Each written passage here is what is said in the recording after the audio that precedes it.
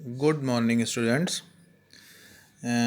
जैसे कि हम लोग लगातार डिस्कस कर रहे हैं चार्जेस की प्रॉपर्टीज़ और चार्जेस के बीच में लगने वाले फोर्स के ऊपर डिस्कशन हो रहा है। और हमने आपको बताया था कि ये फोर्स का सबसे पहले जो डिफ़ाइन किया है सबसे पहले जिन्होंने, वो है कूलम्स। तो यहाँ हेडिंग आपको दिख रही है, कूलम्स लॉ इलेक्ट्रोस्टैटिक फोर्स।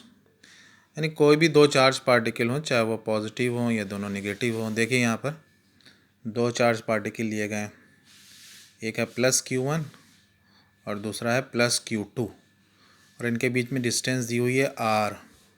एक स्पेशल बात बता दें हम आपको कि जो फोर्स लगता है इन दोनों को, देखिए रिपेल करने का फोर्स लग रहा है, क्योंकि दोनों पॉजिटिव चार्ज हैं और ये एक दूसरे को रिपेल कर रहे हैं, ये इस डायरेक्शन में और ये इस डायरेक्शन में। यानी इस पर जो फोर्स लग रहा है वो इसकी वजह से लग रहा है, और इस पर जो लग रहा है वो इसकी वजह से लग रहा है।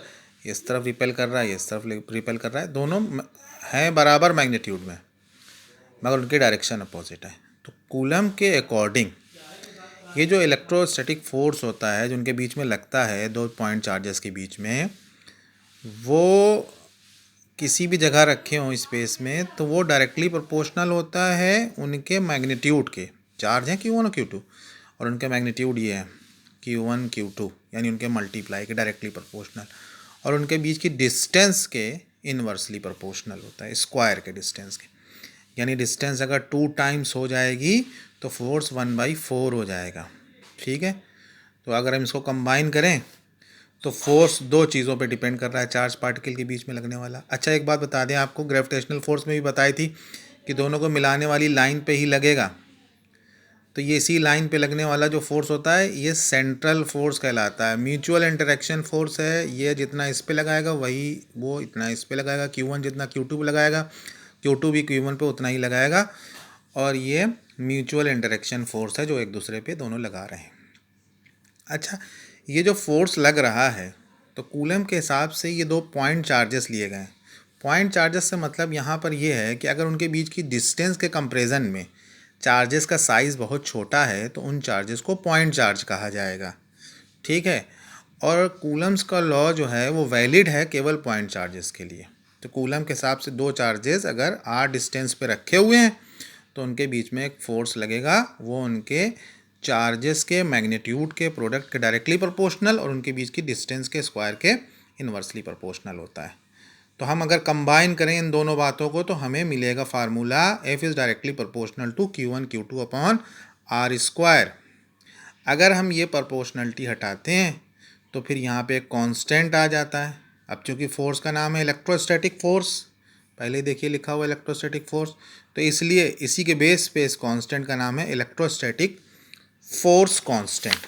ठीक है, वैक्यूम में या एयर में, जिसे फ्री स्पेस कहते हैं, इस के की अगर देखिए, हर मीडियम की बात नहीं कर रहे हम, सिर्फ वैक्यूम या फ्री स्पेस के भी फिलहाल बात कर रहे हैं। ये तो कांस्टेंट है, मीडियम टू मीडियम इसकी वैल्यू चेंज होगी। तो के की वैल्यू वैक्यूम में या फ्री स्पेस में होती है 9 × 10⁹ ठीक है, तो अगर हम SI यूनिट निकालें इस के की तो आपने फार्मूला क्या पढ़ा हुआ है, F इज़ इक्वल टू के Q1 Q2 upon R square. तो उसके हिसाब से के की वैल्यू क्या बनी, FR square upon Q1 Q2। तो इसकी SI यूनिट क्या हो गई, F newton metre square, coulomb into coulomb क्या हो गया, कूलम स्क्वायर। और इसी के बेस पे हमने इसकी डायमेंशन निकाली है। न्यूटन की डायमेंशन क्या होती है, mL/-2, मीटर स्क्वायर के लिए L2, कूलम होता है Q is equal to IT, formula होता है। तो I यानी करंट, करंट की क्या होती है A, और T के लिए कैपिटल T। तो क्या होगा इसकी डायमेंशन स्मॉल k की, mL³ L⁻³ T⁻⁻4 A⁻⁻2। लेकिन इस के की वैल्यू अगर हम फ्री स्पेस में लिखना चाहें, यानी अगर हम फार्मूला अप्लाई कर रहे हैं दो चार्जेस के बीच में केवल फ्री स्पेस में, तो फिर हम ये भी लिख सकते हैं, के ना लिखें, F इज इक्वल टू, क्योंकि हमें के की वैल्यू फ्री स्पेस के लिए पता है, और F इज इक्वल टू क्या हो जाएगा formula, 9 × 10⁹ Q1 Q2 upon R square. अब ये जो k की वैल्यू हमने 9 × 10⁹ लिखी है, ये किस बिहाफ पे लिखी है और इसकी जगह पे हम क्या लिख सकते हैं। तो अक्सर बुक में लिखा होगा इन सिंप्लिसिटी वी रिप्लेस के बाई 1/4πε0। तो यहाँ भी देखिए हमने लिखा हुआ है, इस इक्वेशन में अगर हम के को रिप्लेस करना चाहें तो 1/4πε0 लिख सकते हैं। अब 1/4πε0 कौन सी सिंप्लिसिटी है भाई, के बजाय ये वैल्यू लिख ही रहने देते हैं हम। 1/4πε0 क्यों लिख रहे हैं, इसकी एक स्पेशल खास वजह है, क्योंकि ये एप्सिलॉन नॉट इंडिकेट करता है कि ये बात हो रही है फ्री स्पेस यानी एयर या वैक्यूम की। क्योंकि एप्सिलॉन जो बनता है उसको आप ऐसे भी बना सकते हैं या फिर उसको आप ऐसे भी बना सकते हैं, और इसको हम जो पढ़ रहे हैं वो ऐसे पढ़ रहे हैं इप्सिलॉन, और चूँकि ज़ीरो लगा हुआ है तो नॉट। ठीक है, तो हमने क्या बताया कि हम लोग फ्री स्पेस में के की जगह पे रखेंगे 1/4πε0। तो 1/4πε0 क्यों रखेंगे, क्योंकि एप्सिलॉन नॉट इलेक्ट्रिकल परमिटिविटी है फ्री स्पेस की, यानी हर मीडियम की इलेक्ट्रिकल परमिटिविटी एक जैसी नहीं है। किसी मीडियम की इलेक्ट्रिकल परमिटिविटी ज़्यादा है, किसी कम है। तो अब हमें ये क्लियर हुआ इस फार्मूले से, जो इस फार्मूले से नहीं हो रहा था। क्या क्लियर हुआ कि ये फार्मूला जो चार्जेस के बीच में लग रहा है ये केवल चार्ज के मैग्नीट्यूड और उनके बीच की डिस्टेंस पर नहीं डिपेंड करता, बल्कि मीडियम पे भी डिपेंड करता है। तो किसी दूसरे मीडियम के लिए फार्मूला कुछ और होगा, समझ गए आप। तो इसका मतलब एयर या वैक्यूम, ज़्यादातर न्यूमेरिकल आपके एयर या वैक्यूम के लिए, और जब ना दे कोई मीडियम तो एयर या वैक्यूम ही मानना है आपको।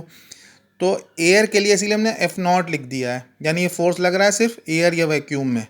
और कितना हो रहा है 1/4πε0 Q1 Q2 अपॉन r²। जब न्यूमेरिकल सॉल्व करेंगे तो इसकी जगह भी लिखेंगे 9 × 10⁹।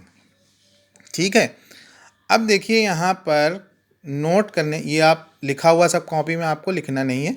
नोट में जो चीज़ें हमने डाली हैं, यानी क्या खास बात है, देखिए अगर हम चार्ज की यूनिट निकालें तो आपको बता चुके हैं हम कि SI यूनिट चार्ज की कूलाम होती है। अब इस फार्मूले में जो ये फार्मूला है, इसमें अगर हम चार्जेस 1 कूलाम लें, डिस्टेंस 1 मीटर लें, तो फोर्स कितना हो जाएगा 9 × 10⁹ न्यूटन। इसका मतलब है हम ऐसे भी डिफाइन कर सकते हैं 1 कूलाम को, कैसे कि 1 कूलाम वो फोर्स है जो अट्रैक्ट करता है, रिपल करता है, अगर इक्वल चार्ज लिए जाएं, सिमिलर चार्ज लिए जाएं, 1 कूलाम चार्ज लिए जाएं और उनको कितनी डिस्टेंस पे रखें, 1 मीटर की डिस्टेंस पे। तो अगर दो चार्ज 1 कूलाम के हों, 1 मीटर की डिस्टेंस पर रखे जाएं, तो उनके बीच में लगने वाला फोर्स जो होता है वो 9 × 10⁹ न्यूटन होता है। तो ये तो SI यूनिट हो गया चार्ज का। चार्ज का एक CGS यूनिट भी होता है, और चार्ज का जो CGS यूनिट है वो कहलाता है इलेक्ट्रोस्टैटिक यूनिट ऑफ चार्ज, जिसको शॉर्ट फॉर्म में ज़्यादा यूज़ करते हैं, ESU कहलाता है, स्मॉल लेटर में लिखते हैं, और इसको स्टैट कूलाम भी बोलते हैं। SI यूनिट कूलाम है, तो CGS यूनिट कोई पूछे तो आप स्टैट कूलाम कह सकते हैं, STAT, और कूलाम की स्पेलिंग वही। तो इसको कैसे डिफाइन करेंगे, अगर डिस्टेंस 1 सेंटीमीटर हो, फोर्स एक डाइन लग रहा हो दो चार्जेस के बीच में, और चार्जेस दोनों बराबर हों, तो वो जो चार्ज होंगे वो 1 ESU के बराबर होंगे। अगर हम 1 कूलाम को 1 ESU से कंपेयर करें तो 1 कूलाम 3 × 10⁹ स्टैट कूलाम के बराबर होता है। 1 कूलाम SI यूनिट में है और ये CGS यूनिट में। इसका एक और यूनिट होता है इलेक्ट्रोमैग्नेटिक यूनिट ऑफ चार्ज, यानी EMU। और 1 कूलाम से अगर कंपेयर करें तो 1 कूलाम 1/10 यानी 0.1 EMU के बराबर होता है। और हम बता चुके हैं 1 कूलाम कितने ESU के बराबर होता है, 3 × 10⁹ ESU। तो आपसे कंपेरिजन इन तीनों का पूछा जा सकता है। ये SI यूनिट है, ये CGS यूनिट है, और ये इलेक्ट्रोमैग्नेटिक यूनिट है। ठीक है, अब देखिए अगर हम एप्सिलॉन नॉट की डायमेंशन और यूनिट निकालें तो हम ये पढ़ चुके हैं, के की वैल्यू इतनी होती है 1/4πε0 और उसकी वैल्यू 9 × 10⁹। तो एप्सिलॉन नॉट की वैल्यू हो गई 1/4π 9 × 10⁹, और यहाँ पाई की वैल्यू 3.14 रखा और सॉल्व किया, तो एप्सिलॉन नॉट की जो आती है न्यूमेरिकल वैल्यू वो आती है 8.85 × 10⁻12। और आपको पता है के एप्सिलॉन नॉट के जस्ट अपोजिट है, पाई की और 4 की तो कोई यूनिट होती ही नहीं है, यानी जो के की यूनिट होगी एप्सिलॉन नॉट के ठीक उसकी उल्टी यूनिट होगी। तो क्या हो जाएगी, कूलम स्क्वायर पर न्यूटन मीटर स्क्वायर। और डायमेंशन में ठीक अपोजिट हो जाएगी, m की पावर -1, l की पावर -3, t की पावर 4, a की पावर 2। Thank you. आपको अगर इसमें कोई प्रॉब्लम हुई हो तो आप ज़रूर क्वेश्चन करके पूछ लें।